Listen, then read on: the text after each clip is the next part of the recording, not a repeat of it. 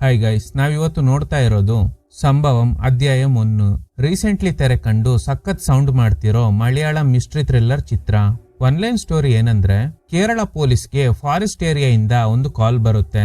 ಕಾಲ್ ಮಾಡ್ತಾ ಇರೋದು Tamil Nadu police team ನಲ್ಲಿದ್ದ ಒಬ್ರು ಅಧಿಕಾರಿ. ನಾನು ಕಾಡಲ್ಲಿ ಸಿಗಾಕೊಂಡಿದ್ದೀನಿ, ನಮ್ ಟೀಮ್ ನಲ್ಲಿ ಇದ್ದವರೆಲ್ರು ಕಾಣೆ ಆಗ್ಬಿಟ್ರು, ನನ್ ಕಾಲಿಗೆ ಪೆಟ್ಟಾಗಿದೆ, ದಯವಿಟ್ಟು ಕಾಪಾಡಿ ಅಂತ. ಹೆಲ್ಪ್ ಮಾಡೋಕೆ ಹೋದ ಕೇರಳ ಪೊಲೀಸ್ನವ್ರಿಗೆ ಏನಾಯ್ತು ಅನ್ನೋ ಕತೆನ ನಮ್ಮಿಂದ ಗೆಸ್ಸೆ ಮಾಡೋಕ್ ಆಗದೆ ಇರೋ ಶಾಕಿಂಗ್ ಟ್ವಿಸ್ಟ್ ಗಳೊಂದಿಗೆ ಹೇಳಿರ್ತಾರೆ. ಸ್ಟಾರ್ಟಿಂಗ್ ನಲ್ಲಿ ಕೆಲವು ಜನ ಯಾರೋ ಇಬ್ರು ಡೆಡ್ ಬಾಡಿನ ಗೋಣಿ ಚೀಲದಲ್ಲಿ ಹಾಕೊಂಡು ಕಾಡಲ್ಲಿ ನಡ್ಕೊಂಡು ಹೋಗ್ತಾ ಇದ್ದಾರೆ. ಆ ಟೀಮ್ ನ ಲೀಡ್ ಮಾಡ್ತಾ ಇರೋದು ಒಬ್ರು ಪೋರ್ಚುಗೀಸ್ ಲೇಡಿ. ಇಲ್ಲೇ ಅವ್ರಿಬ್ಬರನ್ನ ಹೂತಾಕಿ ಅಂತ ಹೇಳ್ತಾಳೆ. ಆ ಗೋಣಿ ಚೀಲದಲ್ಲಿ ಒಂದು ಹುಡುಗಿ ಹಾಗೇನೆ ಹುಡುಗನ್ ಡೆಡ್ ಬಾಡಿ ಇದೆ. ಫಸ್ಟ್ ಹುಡುಗಿ ಬಾಡಿನ ಹೂತಾಕೋದಕ್ಕೆ ಹೋಗ್ತಾರೆ. ಈ ಗ್ಯಾಪ್ ಅಲ್ಲಿ ಇನ್ನೊಂದು ಮೂಟೆನಲ್ಲಿದ್ದ ಹುಡುಗ ಅಲ್ಲಿಂದ ಎಸ್ಕೇಪ್ ಆಗ್ತಾನೆ. ಅಂದ್ರೆ ಅವನಿನ್ನೂ ಸತ್ತಿಲ್ಲ. ಇದ್ರಿಂದ ಈ ಲೇಡಿಗೆ ತುಂಬಾನೇ ಕೋಪ ಬರುತ್ತೆ. ಸತ್ತಂಗೆ ಡ್ರಾಮಾ ಮಾಡಿ ನಮ್ನೆಲ್ಲ ಯಾಮಾರ್ಸ್ಬಿಟ್ಟ, ಫಸ್ಟ್ ಅವನ್ನ ಹುಡುಕಿ ಅಂತ. ಈಗ ಲೇಡಿ ಕರೀತಾಳೆ, ಜೇಮ್ಸ್ ಜೇಮ್ಸ್ ಎಲ್ಲಿದ್ಯಾ, ಬೇಗ ಬಾ, ನನ್ ಜೊತೆಲಿ ಆಟ ಆಡ್ಬೇಡ. ಕೊನೆಗೂ ಅವನ್ನ ಕಂಡು ಹಿಡಿತಾಳೆ. ಜೇಮ್ಸ್ ಯಾಕೆ ಹೆದರ್ತಾ ಇದ್ಯಾ, ಬಾ ನನಗೆ ಕಿಸ್ ಮಾಡು. ಆಗ ಜೇಮ್ಸ್ ಹತ್ರ ಬಂದು ಕಿಸ್ ಮಾಡೋ ತರ ಡ್ರಾಮಾ ಮಾಡಿ ಅವಳು ಹೊಟ್ಟೆಗೇನೆ ಚುಚ್ಚಿ ಎಸ್ಕೇಪ್ ಆಗ್ತಾನೆ. ಕಟ್ ಮಾಡಿದ್ರೆ ಯಾರೋ ಒಬ್ರು ಪೊಲೀಸ್ ಅಧಿಕಾರಿ ಕಾಡಲ್ಲಿ ಓಡಾಡ್ತಾ ಇದ್ದಾರೆ. ಅದೇ ಕಾಡಲ್ಲಿರೋ ಇನ್ನೊಬ್ಬ ವ್ಯಕ್ತಿ ಮರದ ಮೇಲೆ ಏನನ್ನೋ ಬರಿತಾ ಇದ್ದಾನೆ. ಹಾಗೇನೆ ಅದೇ ಕಾಡಲ್ಲಿ ಕೆಲವು ಜನ ಟ್ರಕ್ಕಿಂಗ್ ಮಾಡ್ತಿದ್ದವರು ಹಂದಿಗೆ ಗುರಿ ಇಡ್ತಾರೆ. ಇವರು ಹಂದಿಗೆ ಶೂಟ್ ಮಾಡೋಕೆ ಹೋಗಿ ಯಾವ್ದೋ ಪೊಲೀಸ್ ಅಧಿಕಾರಿಗೆ ಶೂಟ್ ಮಾಡ್ಬಿಟ್ರು ಅನ್ಸುತ್ತೆ. ಗನ್ ಶಾಟ್ ಸೌಂಡ್ ಕೇಳಿದ ತಕ್ಷಣ ಈ ಕಾಡಲ್ಲಿ ಕತ್ಲೆ ಆಗಿ ವಿಚಿತ್ರ ಸೌಂಡ್ ಎಲ್ಲ ಕೇಳುತ್ತೆ. ಹಾಗೆ ಕಟ್ ಮಾಡಿ ಚಿತ್ರದ ಹೀರೋ ಆನಂದ್ ಅವ್ರನ್ನ ತೋರಿಸ್ತಾರೆ. ಹೆಂಡತಿ ಪ್ರೆಗ್ನೆಂಟ್, ಅದಕ್ಕೆ ಚೆಕಪ್ಗೆ ಬಂದಿರ್ತಾರೆ. ಆನಂದ್ಗೆ ಪೊಲೀಸ್ ಕೆಲಸ ಸಿಕ್ಕಿರುತ್ತೆ. ಅವ್ರ ಡ್ಯೂಟಿ ಲೊಕೇಶನ್ ಇರೋದು ಫಾರೆಸ್ಟ್ ಏರಿಯಾನಲ್ಲಿರೋ ಒಂದು ಪೊಲೀಸ್ ಸ್ಟೇಷನ್ ನಲ್ಲಿ. ಅಷ್ಟರಲ್ಲಿ ಫ್ರೆಂಡ್ ಕಾಲ್ ಮಾಡಿ ಹೇಳ್ತಾನೆ, ನಿನ್ ವೈಫ್ಗೆ ಹೆರಿಗೆ ನೋವು ಶುರುವಾಗಿದೆ, ಡಾಕ್ಟರ್ ಇವತ್ತೇ ಡೆಲಿವರಿ ಆಗ್ಬೋದು ಅಂತ ಹೇಳ್ತಾ ಇದ್ದಾರೆ. ನೀನೇನು ಚಿಂತೆ ಮಾಡಬೇಡ, ನಾನೆಲ್ಲ ನೋಡ್ಕೋತೀನಿ, ನೀನ್ ಡ್ಯೂಟಿಗೆ ಜಾಯ್ನ್ ಆಗು, ಇಲ್ಲ ಅಂದ್ರೆ ನಿನ್ ಕೆಲ್ಸಕ್ಕೆ ತೊಂದರೆ ಆಗುತ್ತೆ ಅಂತ. ಸ್ಟೇಷನ್ ಇರೋ ಜಾಗಕ್ಕೆ ಜೀಪ್ ನಲ್ಲೇ ಹೋಗ್ಬೇಕು. ಸ್ವಲ್ಪ ಹೊತ್ತಲ್ಲೇ ಗುಡ್ ನ್ಯೂಸ್ ಬರುತ್ತೆ. ಹೆಂಡತಿಗೆ ಡೆಲಿವರಿ ಆಗಿ ಹೆಣ್ಮಗು ಹುಟ್ಟಿದೆ ಅಂತ. ಆನಂದ್ ಈ ವಿಷಯನ ಜೀಪ್ ನಲ್ಲಿದ್ದವ್ರಿಗೆ ಹೇಳಿ ತುಂಬಾನೇ ಖುಷಿಯಾಗಿದ್ದಾರೆ. ಹಾಗೇನೆ ರೋಡ್ ಸೈಡ್ ನಲ್ಲಿ ಒಂದು ಜಿಂಕೆ ಇರೋದನ್ನ ಅಬ್ಸರ್ವ್ ಮಾಡ್ತಾರೆ. ಅಷ್ಟರಲ್ಲಿ ಜೀಪ್ಗೆ ಯಾರೋ ಅಡ್ಡ ಬಂದಿದ್ರಿಂದ ಡಿಕ್ಕಿ ಹೊಡೆದು ಬಿಡ್ತಾರೆ. ಇವ್ರು ಡಿಕ್ಕಿ ಹೊಡೆದಿರೋದು ಒಬ್ರು ಪೊಲೀಸ್ ಅಧಿಕಾರಿಗೆ.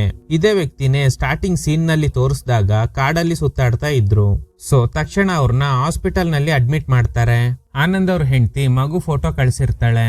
ಇವ್ರಿಗಂತೂ ತುಂಬಾನೇ ಖುಷಿ. ಇವರೇ ಆನಂದ್ಗೆ ಸೀನಿಯರ್ ಆಫೀಸರ್, ಹೆಸರು ಅಶೋಕನ್. ಜೀಪ್ಗೆ ಅಡ್ಡ ಬಂದಿದ್ರಿಂದ ಆಕ್ಸಿಡೆಂಟ್ ಆಗಿದ್ದ ಆಫೀಸರ್ನ ಅಡ್ಮಿಟ್ ಮಾಡಿದ್ರು ಅಲ್ವಾ. ಅವ್ರ ಪರ್ಸ್ ಚೆಕ್ ಮಾಡಿದಾಗ ಹೆಸರು ಪೀಟರ್ ಅನ್ನೋದು ಗೊತ್ತಾಗುತ್ತೆ. ಹಾಗೇನೆ ಆನಂದ್ ಅವ್ರ ತಂದೆ, ಇವರು ಹುಟ್ಟೋಕು ಮುಂಚೆನೆ ತೀರ್ಕೊಂಡಿರ್ತಾರೆ.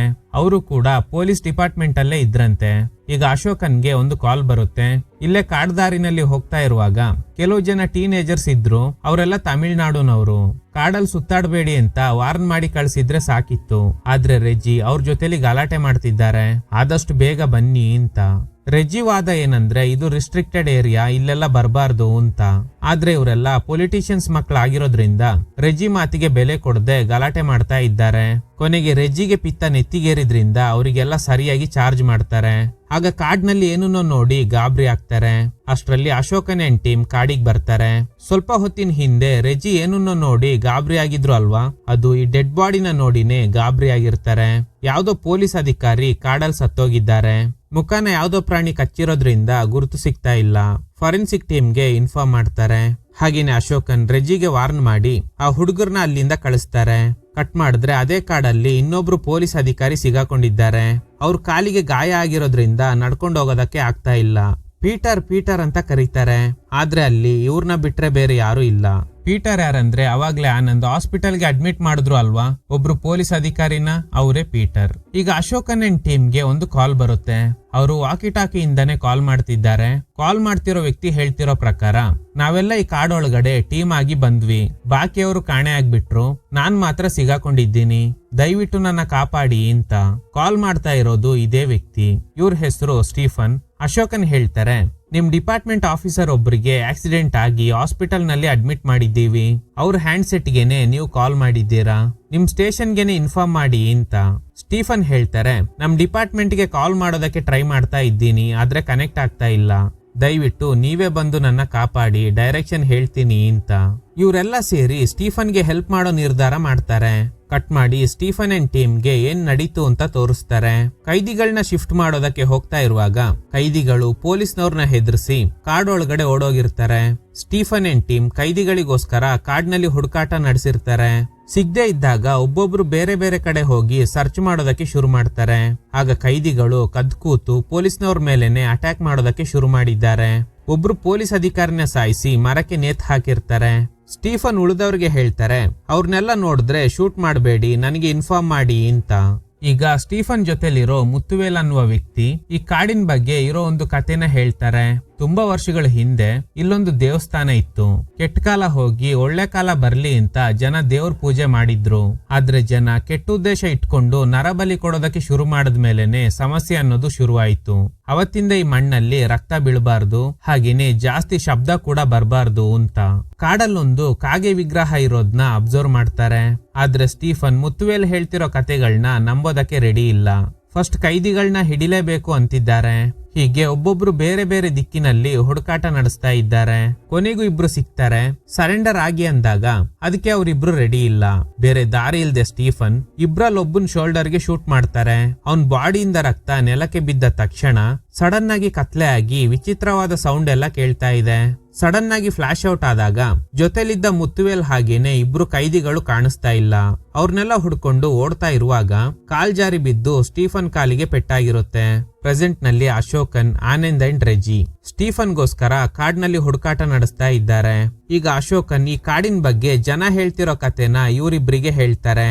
ಈ ಕಾಡಲ್ಲಿ ತುಂಬಾ ಜನ ಕಾಣೆಯಾಗಿದ್ದಾರೆ. 1960 ನಲ್ಲಿ ಫಸ್ಟ್ ಮಿಸ್ಸಿಂಗ್ ಕೇಸ್ ದಾಖಲಾಗಿತ್ತು. ಈ ಭಾಗದಲ್ಲಿ ಒಂದು ಎಸ್ಟೇಟ್ ಇದೆ. ಅದ್ರ ಓನರ್ ಒಬ್ರು ಪೋರ್ಚುಗೀಸ್ ಲೇಡಿ ಆಗಿದ್ರು. ಆ ಲೇಡಿ ಅವಳಿಗಿಂತ ಚಿಕ್ಕ ಹುಡುಗ ಒಬ್ಬನ್ನ ಮದುವೆ ಆಗಿದ್ಲು. ಅವನ್ ಹೆಸರು ಜೇಮ್ಸ್ ಅಂತ. ಆದ್ರೆ ಜೇಮ್ಸ್ ಬೇರೆ ಹುಡುಗಿ ಜೊತೆಲಿ ಅಫೇರ್ ಇಟ್ಕೊಂಡಿದ್ದ. ಆದ್ರೆ ಒಂದಿನ ಅವರಿಬ್ರು ರೆಡ್ ಹ್ಯಾಂಡ್ ಆಗಿ ಸಿಗಾಕೊಂಡಿದ್ದಾರೆ. ಟ್ರಿಗರ್ ಆಗಿದ್ದ ಆ ಲೇಡಿ ನನ್ಗೇನೆ ಮೋಸ ಮಾಡ್ತೀರಾ ಅಂತ ಇಬ್ಬರನ್ನು ಸಾಯಿಸಿ ಕಾಡ್ನಲ್ಲಿ ಹೂತಾಕ್ಬಿಟ್ರು. ಹಾಗೇನೆ ಆ ಲೇಡಿನೂ ಸತ್ತೋದ್ಲು. ಅವ್ರ ಆತ್ಮಗಳು ಇದೇ ಕಾಡಲ್ಲೇ ಓಡಾಡ್ತಾ ಇದೆ ಅಂತ ಊರಿನ ಜನ ಮಾತಾಡ್ಕೋತಾ ಇದ್ದಾರೆ. ಅಷ್ಟರಲ್ಲಿ ಸ್ಟೀಫನ್ ಮತ್ತೆ ಕಾಲ್ ಮಾಡ್ತಾರೆ. ಇಲ್ಲೊಂದು ದೇವಸ್ಥಾನದ ಹಿಂದೆ ಇರೋ ಮರ್ದಡಿನಲ್ಲೇ ನಾನು ಇದ್ದೀನಿ ಅಂತ. ಇವರು ಕೂಡ ದೇವಸ್ಥಾನನ ನೋಡಿ ಗಾಬರಿ ಆಗ್ತಾರೆ. ಅದೊಂದು ಕಾಗೆ ವಿಗ್ರಹ. ಸ್ಟೀಫನ್ ಆ ದೇವಸ್ಥಾನದ ರೈಟ್ ಸೈಡ್ ಬರೋದಕ್ಕೆ ಹೇಳ್ತಾರೆ. ಫಸ್ಟ್ ತಮಿಳ್ನಾಡು SIಗೆ ಕಾಲ್ ಮಾಡಿ, ನಿಮ್ ಡಿಪಾರ್ಟ್ಮೆಂಟ್ ಗೆ ಸೇರಿದ್ದ ಒಬ್ರು ಅಧಿಕಾರಿ ಇಲ್ಲಿ ಕಾಡಲ್ಲಿ ಸಿಗಾಕೊಂಡಿದ್ದಾರೆ. ಆ ವಿಗ್ರಹದ ಬಗ್ಗೆ ಹೇಳಿದಾಗ ಫಸ್ಟ್ ನೀವು ಅಲ್ಲಿಂದ ಹೋಗಿ, ನಮ್ಮವ್ರು ಅಲ್ಲಿಗೆ ಹೋಗಿರೋದಕ್ಕೆ ಸಾಧ್ಯನೇ ಇಲ್ಲ ಅಂತ. ಆಗ ಅಶೋಕನ್ ಹೇಳ್ತಾರೆ, ಬೆಳಗ್ಗೆ ಒಂದು ಅಧಿಕಾರಿಗೆ ಜೀಪ್ ಆಕ್ಸಿಡೆಂಟ್ ಆಗಿ ಅಡ್ಮಿಟ್ ಮಾಡಿದ್ವಿ, ಹೆಸರು ಪೀಟರ್ ಅಂತ. ಆಮೇಲೆ ಸ್ಟೀಫನ್ ಅನ್ನುವ ಅಧಿಕಾರಿ ನಾನ್ ಕಾಡಲ್ಲಿ ಸಿಗಾಕೊಂಡಿದ್ದೀನಿ ಅಂತ ಕಾಲ್ ಮಾಡಿದ್ದಾರೆ. ಆದ್ರೆ ಈ ತಮಿಳ್ನಾಡು SI ಹೇಳ್ತಾರೆ, ನಮ್ ಸ್ಟೇಷನ್ ನಲ್ಲಿರೋ ಎಲ್ಲಾ ಅಧಿಕಾರಿಗಳು ಇಲ್ಲೇ ಇದ್ದಾರೆ, ನೀವು ಹೇಳ್ತಿರೋ ವ್ಯಕ್ತಿ ಯಾರು ಅಂತಾನೆ ಗೊತ್ತಿಲ್ಲ ಅಂತ. ಇದನ್ ಕೇಳಿ ಇವರಿಗೆಲ್ಲ ಶಾಕ್ ಆಗುತ್ತೆ. ಸರಿ, ಹಾಗಾದ್ರೆ ಆ ವ್ಯಕ್ತಿ ಲೈನ್ ನಲ್ಲೇ ಇದ್ದಾರೆ, ಮಾತಾಡಿ ಅಂತ ತಮಿಳ್ನಾಡು SIಗೆ ಹೇಳ್ತಾರೆ. ಈಗ ಸ್ಟೀಫನ್ ಹೇಳ್ತಿರೋದು ಕೇಳಿ SIಗೆ ಗಾಬರಿ ಆಗುತ್ತೆ. SI ಹೇಳ್ತಾರೆ, ಸರ್, ಸ್ಟೀಫನ್ ಅಂತ ಒಬ್ರು SI ನಮ್ ಸ್ಟೇಷನ್ ನಲ್ಲಿ ಇದ್ರು, ಆದ್ರೆ ಈಗ ಅಲ್ಲ, 30 ವರ್ಷದ ಹಿಂದೆ ಸ್ಟೀಫನ್ ಅಂಡ್ ಟೀಮ್ ಆ ಕಾಡಲ್ಲಿ ಕಾಣೆ ಆಗ್ಬಿಟ್ರು. ಕರೆಕ್ಟ್ ಆಗಿ 1994 May 26. Stephen, Muthuvel, Peter and Muniswamy. ಅದ್ರಲ್ಲಿ ಮುತ್ತುವೇಲ್ ಇದಾರಲ್ಲ, ಅವ್ರು ನಮ್ ತಂದೆ. ಆಮೇಲೆ ಅವ್ರಿಗೆಲ್ಲ ಏನಾಯ್ತೋ ಗೊತ್ತಿಲ್ಲ. ಅವ್ರು ಮಾತ್ರ ಅಲ್ಲ, ಆ ದೇವಸ್ಥಾನದ ಹತ್ರ ಹೋದವರು ಇಲ್ಲಿ ತನಕ ಯಾರು ಕೂಡ ಜೀವಂತವಾಗಿ ವಾಪಸ್ ಬಂದಿಲ್ಲ. ಫಸ್ಟ್ ನೀವು ಅಲ್ಲಿಂದ ಹೊರಡಿ ಅಂತ. ಇದನ್ ಕೇಳಿ 3 ಜನಕ್ಕೆ ಜೀವ ಬಾಯಿಗೆ ಬಂದಿದೆ. ರೆಜಿ ಹೇಳ್ತಾರೆ, ಇದ್ಯಾಕೋ ಸರಿ ಇಲ್ಲ, ನೀವಿಬ್ರು ಬೇಕಾದ್ರೆ ಸ್ಟೀಫನ್ನ ಹುಡುಕಿ, ನಾನಿಲ್ಲಿಂದ ಹೋಗ್ತೀನಿ ಅಂತ ಅಲ್ಲಿಂದ ಹೊರಡ್ತಾರೆ. ಇವರಿಬ್ರು ಸ್ಟೀಫನ್ ಹೇಳಿದ್ದ ಮರದ ಹತ್ರ ಹೋಗ್ತಾರೆ. ಆದ್ರೆ ಅಲ್ಲಿ ಸ್ಟೀಫನ್ ಇಲ್ಲ. ಲೈನ್ ನಲ್ಲಿರೋ ಸ್ಟೀಫನ್ ಹೇಳ್ತಾರೆ, ನಿಮ್ ಸ್ಟೇಷನ್ಗೆ ಸೇರಿರೋ ಪೊಲೀಸ್ ಅಧಿಕಾರಿ ಡೆಡ್ ಬಾಡಿ ಒಂದಿದೆ, ನಾನು ಅದನ್ನ ಸರಿಯಾಗಿ ನೋಡ್ದೆ ಕಾಲಿಟ್ಟಿದ್ರಿಂದ ಕೆಳಗಡೆ ಬಿದ್ದೋಗ್ಬಿಟ್ಟೆ, ಅದ್ರಿಂದಾನೇ ನನ್ ಕಾಲಿಗೆ ಪೆಟ್ಟಾಗಿದ್ದು. ಇದೊಂದು ಇನ್ಸ್ಪೆಕ್ಟರ್ನ ಬಾಡಿ, ಹೆಸರು ಅಶೋಕನ್ ಅಂತ ಬರ್ದಿದೆ. ಇದನ್ ಕೇಳಿ ಇಬ್ಬರಿಗೂ ಶಾಕ್ ಆಗುತ್ತೆ. ಅಶೋಕನ್ ಜೀವಂತವಾಗೇ ಇದ್ದಾರೆ. ಹೀಗಿರುವಾಗ ಇವ್ರ ಡೆಡ್ ಬಾಡಿ ಹೇಗೆ 1994 ಟೈಮ್ ಲೈನ್ ನಲ್ಲಿರೋ ಸ್ಟೀಫನ್ಗೆ ಸಿಗೋದಕ್ಕೆ ಸಾಧ್ಯ ಅಂತ ಸ್ಟೀಫನ್ ಹತ್ರ ಇವತ್ತಿನ ಡೇಟ್ ಹಾಗೇನೆ ವರ್ಷ ಕೇಳಿದಾಗ ಮೇ 26, 1994 ಅಂತ ಹೇಳ್ತಾರೆ. ಶಾಕಿಂಗ್ಲಿ ಸ್ಟೀಫನ್ ನ ಅಸ್ಥಿ ಪಂಜರ ಅವ್ರೀಗ ಕಾಲ್ ಮಾಡ್ತಿರೋ ಮರದಡಿನಲ್ಲೇ ಇದೆ. ಪೀಟರ್ ಅಡ್ಮಿಟ್ ಆಗಿದ್ದ ಹಾಸ್ಪಿಟಲ್ ಇಂದ ಒಬ್ರು ಪೊಲೀಸ್ ಅಶೋಕನ್ಗೆ ಕಾಲ್ ಮಾಡಿ, ಸರ್, ಪೀಟರ್ ತೀರ್ಕೊಬಿಟ್ರು, ಆದ್ರೆ ಒಂದು ಸಮಸ್ಯೆ ಇದೆ. ಪೀಟರ್ನ ಹೆಂಡತಿ ಅಂತ ಹೇಳ್ಕೊಂಡು ಒಬ್ರು ಲೇಡಿ ಬಂದಿದ್ರು. ಅವ್ರಿಗೆ ತುಂಬಾನೇ ಏಜ್ ಆಗಿದೆ, ಅಂದ್ರೆ 50 ವರ್ಷ. ಆದ್ರೆ ಪೀಟರ್ಗೆ 30 ರಿಂದ 32 ವರ್ಷ ಆಗಿರ್ಬೋದು. ಆ ಲೇಡಿ ಹೇಳ್ತಿರೋ ಪ್ರಕಾರ ಪೀಟರ್ 30 ವರ್ಷದ ಹಿಂದೆ ಕಾಡಲ್ಲಿ ಕಾಣೆ ಆಗ್ಬಿಟ್ರಂತೆ. ಪೀಟರ್ನ ಮಗ ಹೇಳ್ತಿರೋ ಪ್ರಕಾರ 1959 ನಲ್ಲಿ ಹುಟ್ಟಿರೋ ನಮ್ ತಂದೆಗೆ ಹೇಗೆ ಈಗ್ಲೂ 30 ವರ್ಷ ಆಗಿರೋದಕ್ಕೆ ಸಾಧ್ಯ ಅಂತ. ಯಾಕಂದ್ರೆ ID ಕಾರ್ಡ್ ನಲ್ಲೂ ಹಂಗೇನೆ ಇದೆ. ಈಗ ಅದೇ ID ಕಾರ್ಡ್ ಫೋಟೋನ ಇವರಿಗೂ ಸೆಂಡ್ ಮಾಡ್ತಾರೆ. ಇಬ್ರಿಗೆ ತಲೆ ಕೆಟ್ಟು ಹೋಗುತ್ತೆ. ಸ್ಟೀಫನ್ 1994 ನಲ್ಲಿ ಈ ಕಾಡಲ್ಲಿ ಸಿಗಾಕೊಂಡಾಗ ಅವ್ರು ಯೂಸ್ ಮಾಡಿದ್ದ ಹ್ಯಾಂಡ್ ಸೆಟ್ ಸಿಗುತ್ತೆ. ಈಗ ಅಶೋಕನ್ಗೆ ಮತ್ತೊಂದು ಕಾಲ್ ಬರುತ್ತೆ. ಸರ್, ಫಾರೆನ್ಸಿಕ್ ಅವರು ಕಾಡಲ್ಲಿ ಸಿಕ್ಕಿದ್ದ ಬಾಡಿನ ಚೆಕ್ ಮಾಡಿದ್ರು. ರೆಜ್ಜಿ ಸರ್ ನಿಮ್ ಜೊತೆಲಿದ್ದಾರಾ? ಇಲ್ಲ, ಅವ್ನು ಅವಾಗ್ಲೇ ಹೊರಟು ಬಿಟ್ಟ. ಸರ್, ಆ ಬಾಡಿ ನೋಡೋಕೆ ರೆಜ್ಜಿ ಅವ್ರ ತರಾನೇ ಇದೆ. ಮುಖ ಪ್ರಾಣಿ ತಿಂದಿರೋದ್ರಿಂದ ಫಸ್ಟ್ ಗೊತ್ತಾಗಿಲ್ಲ, ಆದ್ರೆ ಪರ್ಸ್ ಚೆಕ್ ಮಾಡಿದಾಗ ಗೊತ್ತಾಯ್ತು ಆ ಬಾಡಿ ರೆಜ್ಜಿ ಸರ್ದೆ ಅಂತ. ಅಶೋಕನ್ ಹೇಳ್ತಾರೆ, ಆ ಬಾಡಿನ ನೋಡೋಕೆ ಹೋದಾಗ ರೆಜ್ಜಿ ನಮ್ ಜೊತೆಲೇ ಇದ್ದ ತಾನೆ, ಮತ್ ಹೇಗೆ ಆ ಬಾಡಿ ಅವಂದೇ ಆಗಿರೋದಕ್ಕೆ ಸಾಧ್ಯ? ಸೊ ಇಲ್ಲೇನ್ ನಡೀತಾ ಇದೆ ಒಂದು ಅರ್ಥ ಆಗ್ತಿಲ್ಲ. ಈ ಕಡೆ ಕೋಪ ಮಾಡ್ಕೊಂಡು ಹೊರಟಿದ್ದ ರೆಜ್ಜಿ ಕೆಸರು ಗುಂಡಿಲಿ ಬಿದ್ದು ಒದ್ದಾಡ್ತಾ ಇದ್ದಾರೆ. ಶಬ್ದ ಕೇಳಿ ಅಶೋಕನ್ ಹಾಗೇನೆ ಆನಂದ್ ಇಬ್ರು ಓಡ್ ಬರ್ತಾರೆ. ರೆಜ್ಜಿನ ಕಾಪಾಡೋದಕ್ಕೆ ಟ್ರೈ ಮಾಡ್ತಾರೆ, ಆದ್ರೆ ಆಗ್ತಾನೆ ಇಲ್ಲ. ಹೆಲ್ಪ್ ಮಾಡೋ ಸಂದರ್ಭದಲ್ಲಿ ಅಶೋಕನ್ ಕೈಗೆ ಗಾಯ ಆಗಿ ರಕ್ತ ನೆಲಕ್ಕೆ ಬಿದ್ದ ತಕ್ಷಣ ಸಡನ್ ಆಗಿ ಕತ್ಲೆ ಆಗುತ್ತೆ. ವಿಚಿತ್ರವಾದ ಶಬ್ದಗಳೆಲ್ಲ ಕೇಳ್ತಾ ಇದೆ. ಯಾವ್ದೋ ಪಕ್ಷಿಗಳು ಗುಂಪಾಗಿ ಕಿರ್ಚೋ ತರ ಇದೆ ಅನ್ಕೊಂಡು ಅಶೋಕನ್ ಗಾಳಿಲಿ ಗುಂಡು ಹಾರಿಸ್ತಾರೆ. ಸಡನ್ ಆಗಿ ಫ್ಲಾಶ್ ಔಟ್ ಆದಾಗ ಈಗ ಆನಂದ್ ಮಾತ್ರ ಇದ್ದಾರೆ. ಅಶೋಕನ್ ಹಾಗೇನೆ ರೆಜ್ಜಿ ಕಾಣಿಸ್ತಾ ಇಲ್ಲ. ನೋಡಿದ್ರೆ ಟೈಮ್ ಲೈನ್ ಕ್ರಾಸ್ ಕನೆಕ್ಷನ್ ಆಗಿ 1960 ನಲ್ಲಿ ಆ ಪೋರ್ಚುಗೀಸ್ ಲೇಡಿ ಮೂಟೆ ಒಳಗಿಂದ ತಪ್ಸ್ಕೊಂಡು ಹೋಗಿದ್ದ ಜೇಮ್ಸ್ ನ ಹುಡುಕ್ತಾ ಇದ್ಲು ಅಲ್ವಾ? ಆ ಟೈಮ್ ಲೈನ್ಗೆ ಆನಂದ್ ಬಂದ್ಬಿಡ್ತಾರೆ. ಆ ಲೇಡಿ ಆನಂದ್ ಅವ್ರನ್ನ ನೋಡಿ ಹೂ ಆರ್ ಯು ಅಂತ ಕೇಳ್ತಾಳೆ. ಸಡನ್ ಆಗಿ ಗನ್ ತೆಗ್ದು ಶೂಟ್ ಮಾಡೋಕೆ ಟ್ರೈ ಮಾಡ್ತಾಳೆ. ಮತ್ತೆ ಫ್ಲಾಶ್ ಔಟ್ ಆದಾಗ ಬೆಳಗಾಗಿದೆ. ಕಾಡಲ್ಲಿ ಇವ್ರನ್ನ ಬಿಟ್ರೆ ಬೇರೆ ಯಾರು ಇಲ್ಲ. ಈಗ ಅದೇ ಕಾಡಲ್ಲಿ ಒಂದು ಹುಡುಗಿ ಅಳ್ತಾ ಇರೋ ಶಬ್ದ ಕೇಳುತ್ತೆ. ವಿಚಾರಿಸಿದಾಗ ನನ್ ತಮ್ಮ ಕಾಣೆ ಆಗ್ಬಿಟ್ಟ, ಅದಕ್ಕೇನೆ ಇಲ್ಲಿ ಕೂತ್ಕೊಂಡಿದ್ದೀನಿ, ಸರಿ ಇರು ನೋಡೋಣ ಅಂತ ತಮ್ಮನ್ನ ಹುಡುಕೋ ಪ್ರಯತ್ನ ಮಾಡ್ತಾರೆ. ಅಲ್ಲಿ ನೋಡಿದ್ರೆ ಅಶೋಕನ್ ಸತ್ತೋಗಿದ್ದಾರೆ. ಆನಂದ್ಗೆ ಶಾಕ್ ಮೇಲೆ ಶಾಕ್.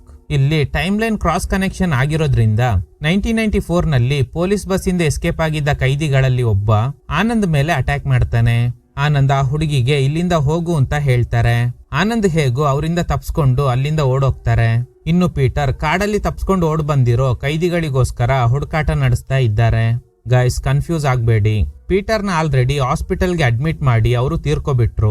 ಮತ್ತೆ ಹೇಗೆ ರಿವರ್ಸ್ ಬಂದು ಕೈದಿಗಳನ್ನ ಹುಡ್ಕೋದಕ್ಕೆ ಸಾಧ್ಯ ಅಂತ ಅನ್ನಿಸ್ತಾ ಇದೆಯಾ? ಅದಕ್ಕೆ ಉತ್ತರ ಆಮೇಲೆ ಕೊಡ್ತೀನಿ. ಆ ಕೈದಿಗಳಲ್ಲಿ ಇಬ್ರು ಈಗ ಪೀಟರ್ ಮೇಲೆ ಅಟ್ಯಾಕ್ ಮಾಡ್ತಾರೆ. ಈ ಕಡೆ ಆನಂದ್ ಬರ್ತಿದ್ದ ಕಡೆ ಸ್ಟೀಫನ್ ಕೂಡ ಬರ್ತಾರೆ. ಗನ್ ತೋರಿಸಿ, ಯಾರ್ ನೀನು? ಸರ್, ನನ್ನ ಹೆಸರು ಆನಂದ್, ವೆಲ್ಲೂರ್ ಸ್ಟೇಷನ್ ನಲ್ಲಿ CPO.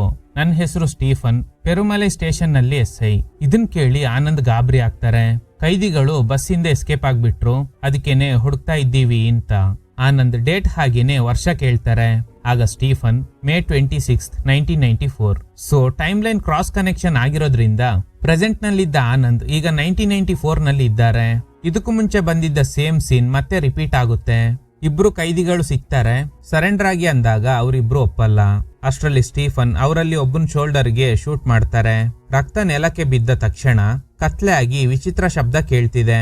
ಮತ್ತೆ ಫ್ಲಾಶ್ ಔಟ್ ಆದಾಗ ಆನಂದ್ ಮಾತ್ರ ಇದ್ದಾರೆ. ಹಾಗೇನೆ ಯಾರೋ ಸ್ಟ್ರೇಂಜರ್ ಮರದಲ್ಲಿ ಏನನ್ನೋ ಬಿಡಿಸ್ತಾ ಇರೋದ್ನ ಆನಂದ್ ನೋಟಿಸ್ ಮಾಡ್ತಾರೆ. ಆ ವ್ಯಕ್ತಿ ಆನಂದ್ ಅವ್ರನ್ನ ನೋಡಿ ಯಾರ್ ಸರ್ ನೀವು ಅಂತ ಕೇಳ್ತಾರೆ. ಅಷ್ಟರಲ್ಲಿ ಎಲ್ಲಿಂದನೋ ಗನ್ ಶಾಟ್ ಶಬ್ದ ಕೇಳಿ ಮತ್ತೆ ಫ್ಲಾಶ್ ಔಟ್ ಆದಾಗ ಮತ್ತೆ ಆನಂದ್ 1960 ಟೈಮ್ ಲೈನ್ಗೆನೆ ಬರ್ತಾರೆ.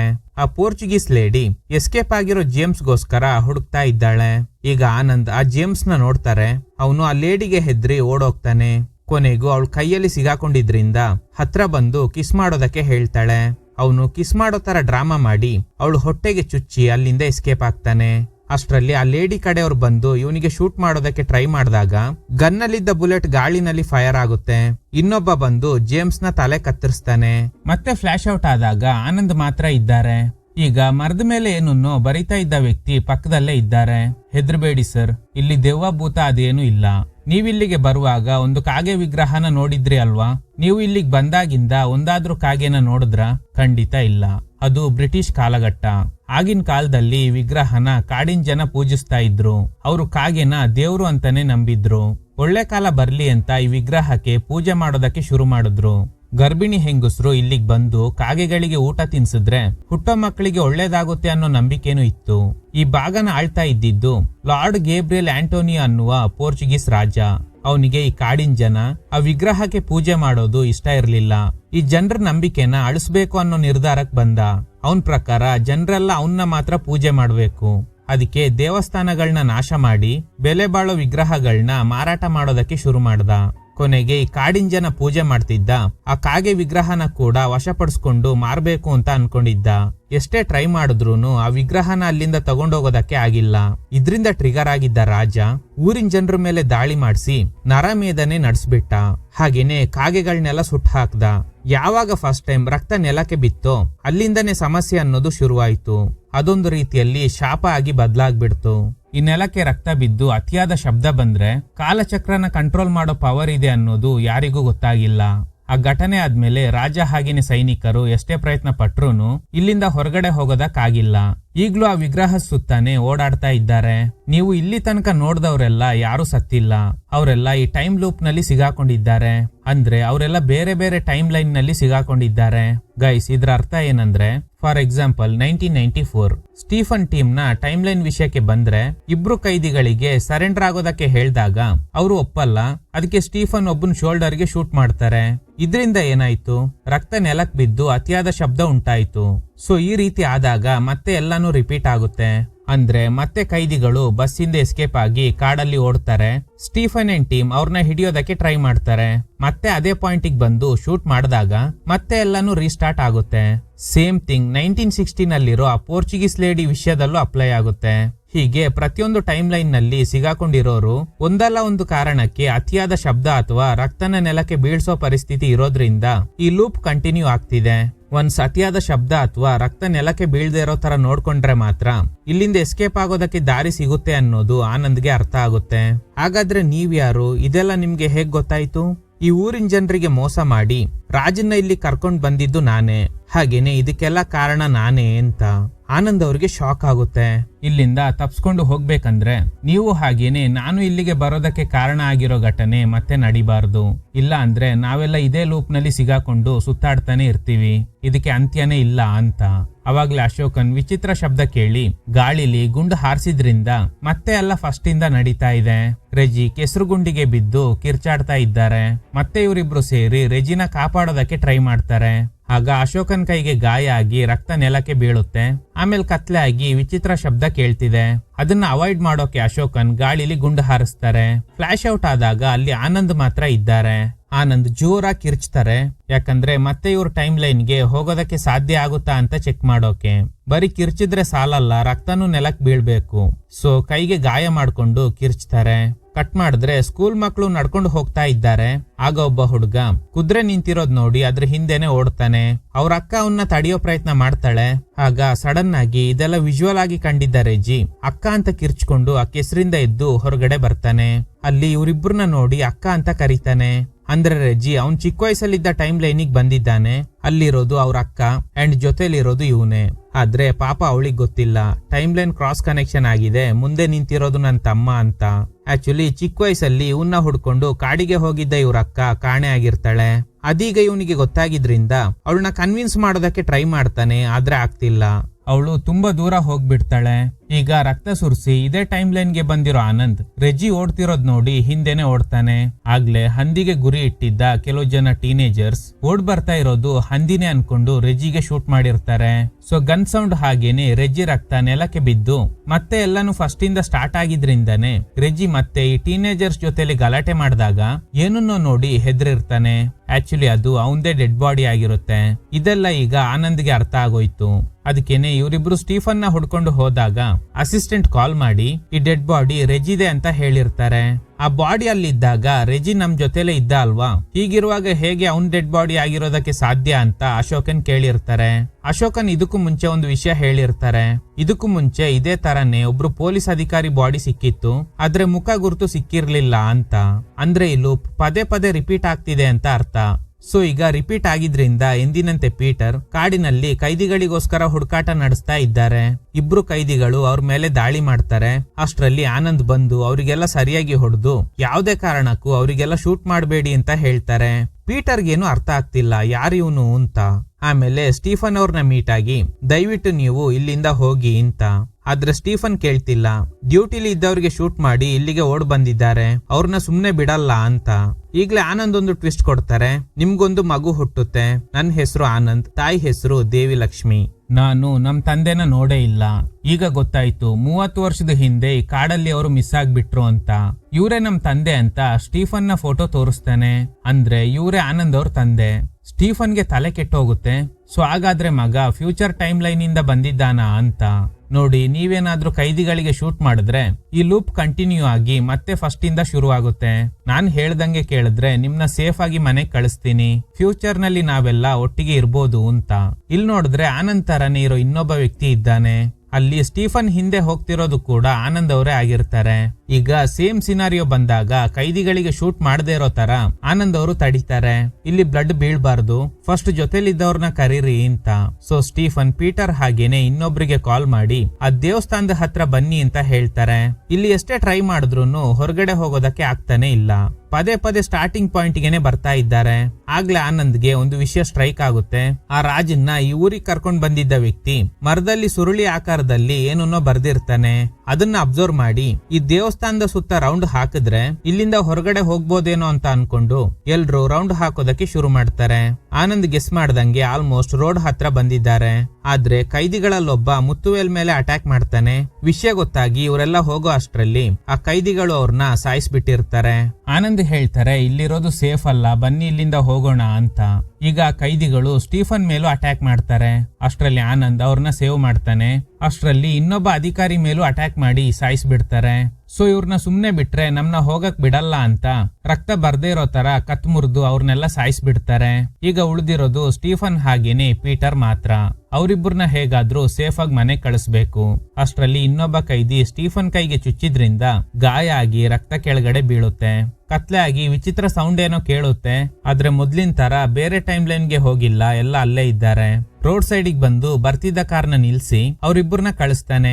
ನನ್ ಬಗ್ಗೆ ಚಿಂತೆ ಮಾಡಬೇಡಿ, ಮುಂದೆ ಎಲ್ಲ ಸರಿ ಹೋಗುತ್ತೆ ಅಂತ. ಈಗ ಆನಂದ್ ಅವನ್ ಟೈಮ್ ಲೈನ್ಗೆ ಹೋಗ್ಬೇಕು ಅಲ್ವಾ, ಅದಕ್ಕೆ ಅವನೇ ಶೂಟ್ ಮಾಡ್ಕೋತಾನೆ. ಶಬ್ದದ ಜೊತೆಗೆ ರಕ್ತನೂ ಬಿದ್ದಿದ್ರಿಂದ ಈಗ ಆನಂದ್ ಪ್ರೆಸೆಂಟ್ ನಲ್ಲಿ ಇದ್ದಾರೆ. 1994 ಟೈಮ್ ಲೈನ್ಗೆ ಹೋಗಿ ತಂದೆನ ಸೇವ್ ಮಾಡಿದ್ರಿಂದ ಪ್ರೆಸೆಂಟ್ ನಲ್ಲಿ ಅವರು ಕೂಡ ಇದ್ದಾರೆ.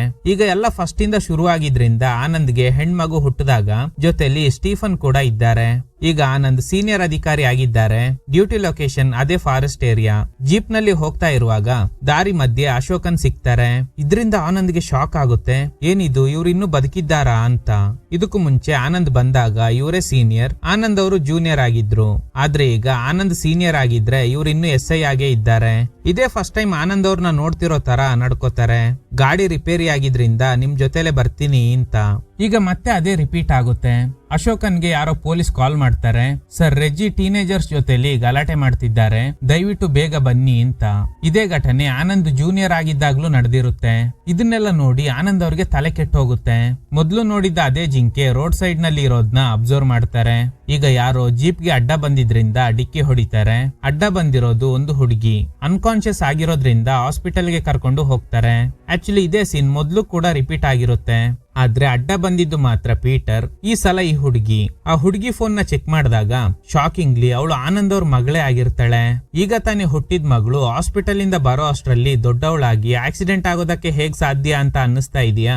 ಹೇಗೆ ಆನಂದ್ ಫ್ಯೂಚರ್ ಇಂದ ಪಾಸ್ಟ್ ಗೆ ಹೋಗಿ ತಂದೆನ ಕಾಪಾಡಿರ್ತಾರೋ ಅದೇ ತರ ಆನಂದ್ ಅವ್ರ ಮಗಳು ಫ್ಯೂಚರ್ ಇಂದ ಪಾಸ್ಟ್ ಗೆ ಬಂದಿರ್ತಾಳೆ. ಫ್ಯೂಚರ್ ನಲ್ಲಿ ಇವ್ರ ಜೊತೆಲಿ ತಗ್ಸ್ಕೊಂಡಿರೋ ಫೋಟೋನು ಅವಳ ಫೋನ್ ನಲ್ಲಿ ಇದೆ. ಈಗ ಆನಂದ್ ಅವ್ರನ್ನ ನೋಡಿ ಅಪ್ಪ ಅಂತ ಕರೆದಿದ ತಕ್ಷಣ ಅವಳ ಜೀವ ಹೋಗುತ್ತೆ. ಆನಂದ್ ಅವರು ಶಾಕ್ ನಲ್ಲಿ ಅಳ್ತಾ ಇದ್ದಾರೆ. ಗಾಡಿ ನಿಲ್ಸಿ ನಿಧಾನಕ್ಕೆ ಯೋಚನೆ ಮಾಡ್ತಾ ಹೆಂಡತಿ ಕಾಲ್ ಮಾಡಿ ವಿಚಾರಿಸ್ತಾರೆ. ಆಗ ಹೆಂಡತಿ ಮಗಳು ನಿದ್ದೆ ಮಾಡ್ತಿರೋದಾಗಿ ಹೇಳ್ತಾರೆ. ಸರಿ ಅಂತ ಕಾಲ್ ಕಟ್ ಮಾಡಿದಾಗ ಆ ಕಾಡಲ್ಲಿ ಇಷ್ಟೆಲ್ಲ ಸಮಸ್ಯೆಗೆ ಕಾರಣ ಆಗಿದ್ದ ರಾಜ ಇದ್ದಾನೆ. ಆಗ್ಲೇ ರಾಜನ ಊರಿಗೆ ಕರ್ಕೊಂಡ್ ಬಂದಿದ್ದ ವ್ಯಕ್ತಿ ಹೇಳಿದ್ದು ನೆನಪಾಗುತ್ತೆ. ನಾನು ಹಾಗೇನೆ ನೀವು ಇಲ್ಲಿಗೆ ಬರೋದಕ್ಕೆ ಕಾರಣ ಆಗಿದ್ದ ಘಟನೆ ಮತ್ತೆ ನಡಿಬಾರ್ದು. ಆಗ ಮಾತ್ರ ನಾವು ಇಲ್ಲಿಂದ ಎಸ್ಕೇಪ್ ಆಗ್ಬೋದು, ಇಲ್ಲ ಅಂದ್ರೆ ಈ ಟೈಮ್ ಲೂಪ್ ನಲ್ಲೇ ಸಿಗಾಕೊಂಡಿರ್ತೀವಿ ಅಂತ. ಸೊ ಈಗ ಆನಂದ್ಗೆ ಗೊತ್ತಾಗುತ್ತೆ ಫಸ್ಟ್ ಆ ರಾಜನ್ನ ತಡಿಬೇಕು. ಅವನು ಅದೇ ಟೈಮ್ ಲೈನ್ ನಲ್ಲಿ ಪದೇ ಪದೇ ನರಮೇಧ ನಡೆಸ್ತಾ ಇರೋದ್ರಿಂದ ಈ ಟೈಮ್ ಲೂಪ್ ಕಂಟಿನ್ಯೂ ಆಗ್ತಿದೆ. ಯಾಕಂದ್ರೆ ಅವನು ಆ ಊರಿನ ಮೇಲೆ ದಾಳಿ ಮಾಡಿದಾಗ ಅತಿಯಾದ ಶಬ್ದದ ಜೊತೆಗೆ ರಕ್ತನು ಬೀಳೋದ್ರಿಂದ ಆ ಘಟನೆ ಪದೇ ಪದೇ ರಿಪೀಟ್ ಆಗ್ತಿದೆ. ಅವನ್ನ ತಡೆದ್ರೆ ಮಾತ್ರ ಫ್ಯೂಚರ್ ನಲ್ಲಿ ಸಾಯೋ ತನ್ನ ಮಗಳನ್ನ ಕಾಪಾಡಬಹುದು, ಹಾಗೇನೆ ಈ ಲೂಪ್ ನ ಕೂಡ ಸ್ಟಾಪ್ ಮಾಡಬಹುದು ಅಂತ ಪಾರ್ಟ್ 2 ಗೆ ಲೀಡ್ ಕೊಟ್ಟು ಎಂಡ್ ಮಾಡ್ತಾರೆ.